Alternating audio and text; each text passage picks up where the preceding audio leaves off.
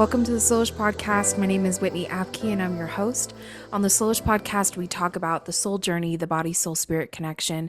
And I bring on guests who are thought leaders, truth seekers, people with good hearts that have different backgrounds, whether astrology or medicine, chiropractic, body work, health practitioners, to people that are simply just on a soul journey, same as you and I, and they have something to share, a perspective that is helpful or a modality that is helpful to humankind and alike. And so it's really awesome to have guests as well as have solo episodes like the next two episodes on the podcast, where I'm going to talk about releasing regret and guilt. I think this is something, as we're going into a new year, as we're going into a new season, that it's important to talk about. Because for me, I went home for Thanksgiving and I met with a few friends that are old friends of mine that I've had for anywhere from 7 to like 30 years.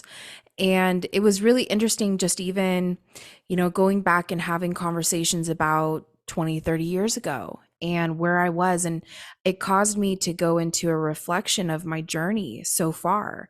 I'm now 35, and to think back to what I was 7 years ago before I went on my spiritual journey, to even 10, 20, 30 years ago, and what my perspective of God, myself, life, my purpose was, what it was to be a woman, what it was to be a Christian, what it was to have a relationship with God, and what that looked like back then. And so caused me to go into a reflection, which was really beautiful. But at the same time, what was popping up was this regret and guilt for not finding the freedom I now have, which I can still have much more freedom in my life, but just the amount of freedom that I have now versus just even 6 years ago in my mindset on myself, just even that, not even my perspective on my purpose, my calling, as we say, or destiny in Christianity, or who God is, how God feels or thinks about me, my purpose, my destiny, my calling, all of that, my relationships, my friendships, and what those look like or are supposed to look like, what they have been. And so I think I just was reflecting back. And so I wanted to share a couple tidbits with you to encourage you and to inspire you, because I think that as we journey on, as we are on our soul journey, we can oftentimes look back and wish that we knew what we know now, right? That we were maybe in a different place back then. Where we are now, we were then. You can wish for that, because you can see that you would be so much further in life. You would have so much more freedom, or feel so much more empowered in the decisions that you make for your life, and the relationships that you have, friendships that you have, connections, all of that, the business deals that you would have made, then versus what you actually made if you had known what you know now, right? And so hindsight can oftentimes provide us with great wisdom and lessons learned, but it can also really be the death of our enjoyment of the present and the future, because guilt and regret can sneak in very easily with hindsight. Hello, Soulish Tribe. So I know that I'm not alone and always feeling thirsty. Even though I hydrate throughout the day, I'm always feeling that I need more water, especially after those cycling classes. My friends James and Mark over at Zaka have the perfect solution. Zaka's Hydration and Liverade is the #1 recovery and hydration solution for working out, jet lag, or drinking maybe just a little too much. Zaka uses herbs such as Japanese raisin, as well as other natural and fermented ingredients that are safe and without artificial flavors. Zaka is unique because it doesn't just replenish what your body needs, but also supports your body's natural ability to recover. It's 2 very, very yummy and berry chewable tablets that you can put under your tongue or chew up and swallow. Go to Zaka.com, that's ZACA.com, and use promo code SOULISH15 to get 15% off of your order. So I hope that this episode and these next 2 episodes encourage you. I feel like this is also something that we are struggling with, or maybe not struggling with, but releasing in the collective. I've had several clients, several friends, have this conversation with me as well when we're dealing with what's coming up naturally within them and their life and where they are right now. And it's really interesting to see that it's not only me, myself personally, going through this, but also clients and friends are having kind of anything that is a limitation or restraint, including guilt or shame or regret, is coming up and it's surfacing to be released, right? Not to wallow, not to feel shitty or bad, um, but it's actually coming up to serve the purpose of allowing us to shed the old skin and fully shed the old skin and fully accept where we are now and where we're going to be. So I hope that this is encouraging to you, if this is you, if it's relatable to you, or anybody that you're chatting with that brings this up to you as well. You can send them these 2 episodes, and I'm sure it will inspire them. That's my hope anyway. So I want to say happy holidays. I hope that you all have had an amazing holiday season so far. I love the holidays for many reasons. The joy, the giving, the family time is so amazing. But I know it's also a really hard time for a lot of other people as they're getting back with family or going back home, and it can bring up a lot of things. And so I think this episode is also really timely for that, just because we are usually going back to our roots or going back with family, and family can oftentimes bring up, old childhood stories or teenage stories of those days that you were quote unquote rebellious, really just kind of stepping into your power and sovereignty and divinity as a human. But it's really interesting, right, what that brings up. It brings up a lot of things. For me, I just loved my family time. I soaked it up knowing that I wasn't going to be with my family for the Christmas holiday, but was soaking it up and also seeing old friends that I haven't seen. Some of them I hadn't seen in at least 6, 7 years.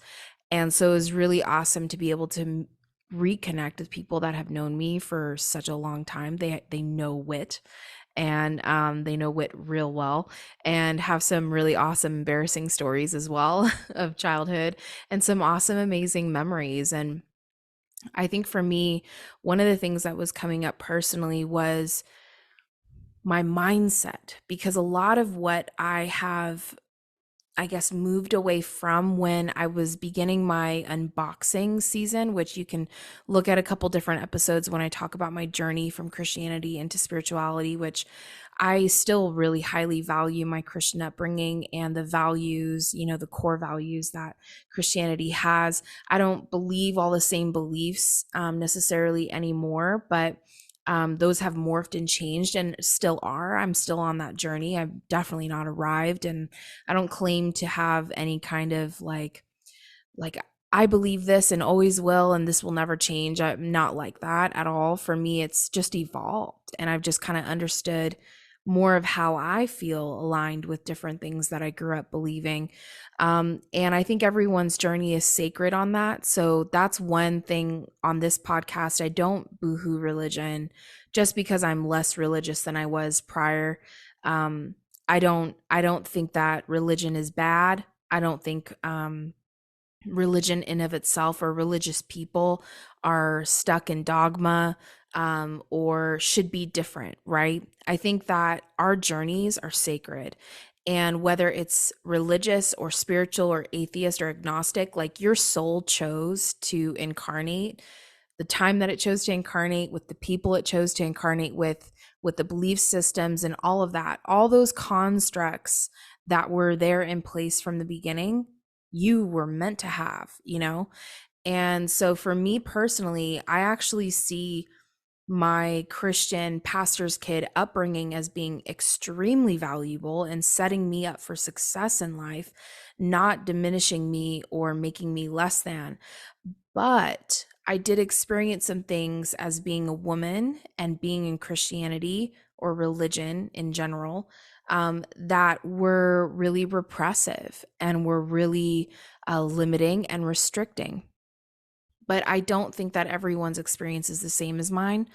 That would be really ignorant. Um, but I know that a lot of women have experienced similar things, whether they've been in Christianity, Muslim, Hindu, Buddhist, whatever, even even atheists. I just think even just being a woman sometimes, depending on the culture, society, time, that you are born. I mean, you're going to experience different things. Women in the 50s experienced different limitations, restrictions than women in the 2000s, right? And the women that are currently being born are going to have different types of limitations, restrictions, mountains to climb, I like to call them.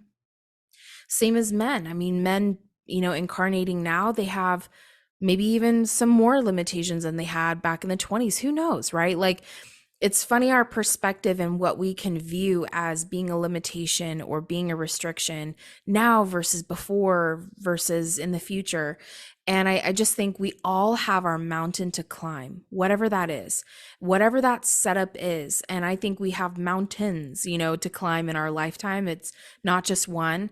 But I know that for sure, like in my experience personally, as well as with my clients, anyone that I work with and do spiritual coaching or mentoring with, it's been really interesting because there's kind of always this beginner mountain that we often refer back to when we're struggling in the present. Is we look back and we make that mountain the story of our present and even possibly our future.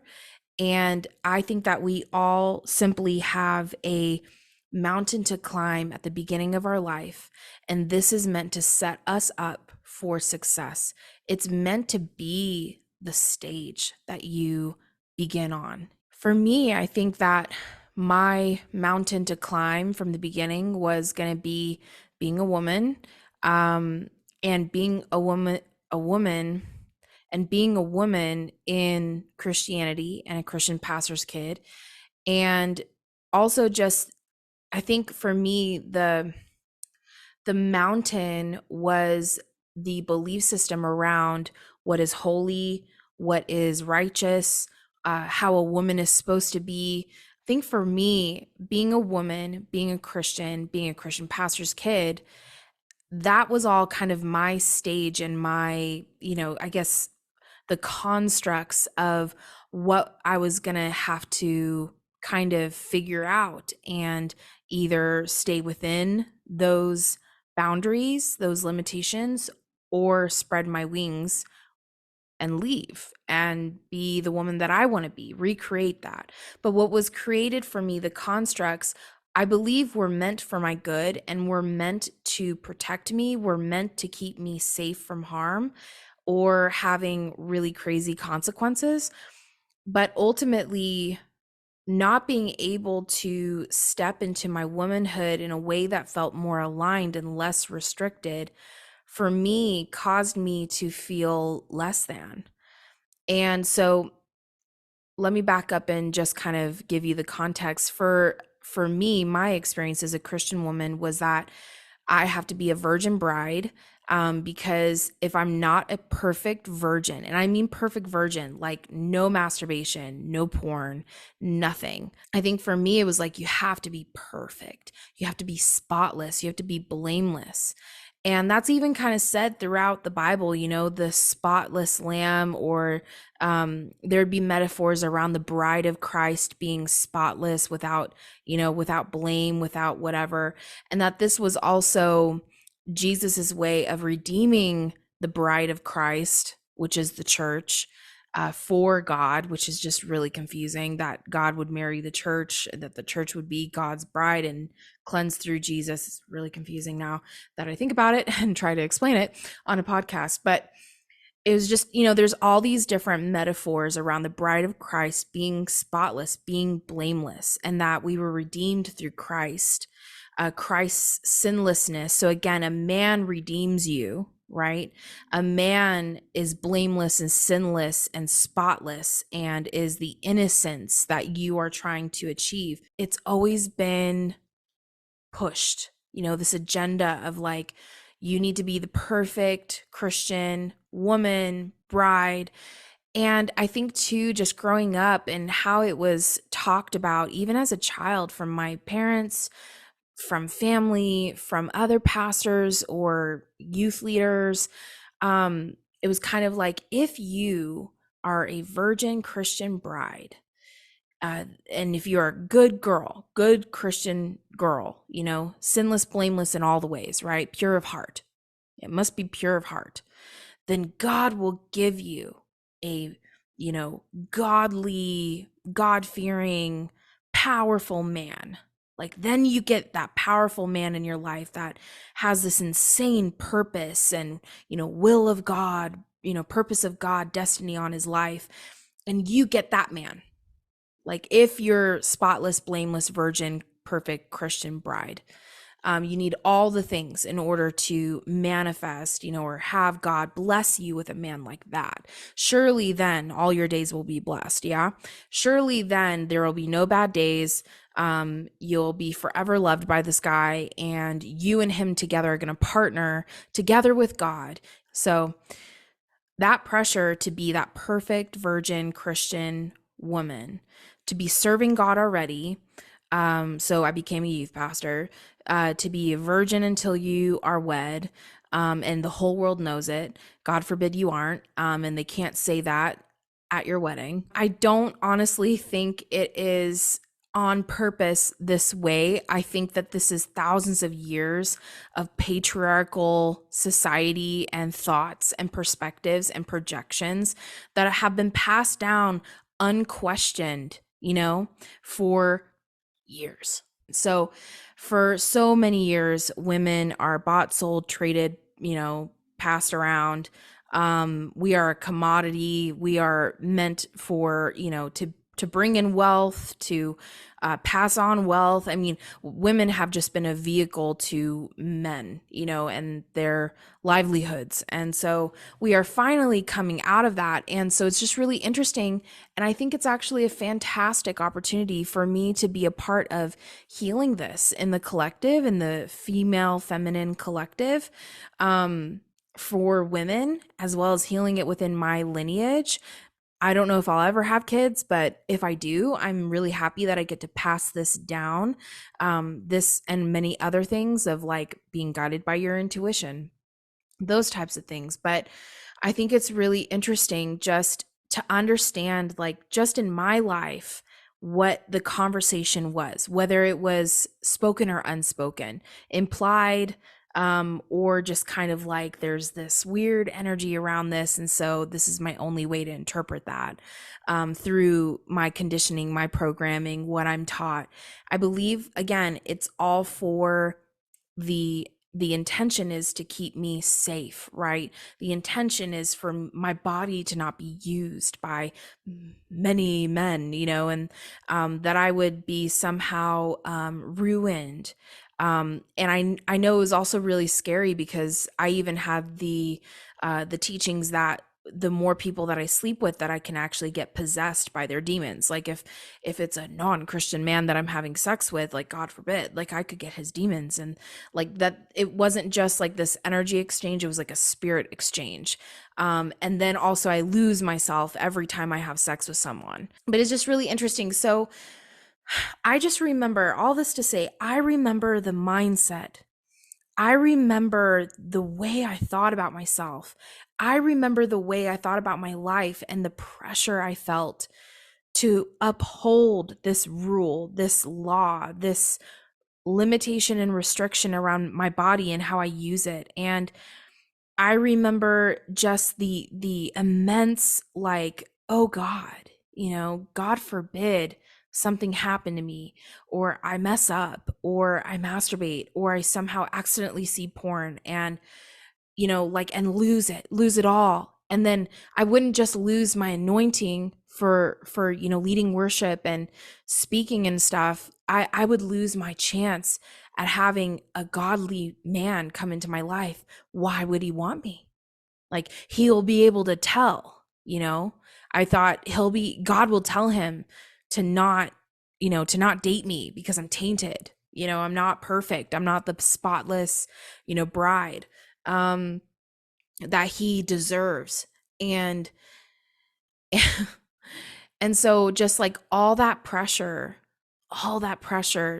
to maintain this, and I did for like almost 29 years. And so just to remember that, to be 35 now and to have had such an amazing like womanhood reclamation, which, yeah, sex was a part of that. But like to come into my womanhood and how I see myself, how I see my body, how I see my sexuality, how I view that, how I've explored that and come into my truth.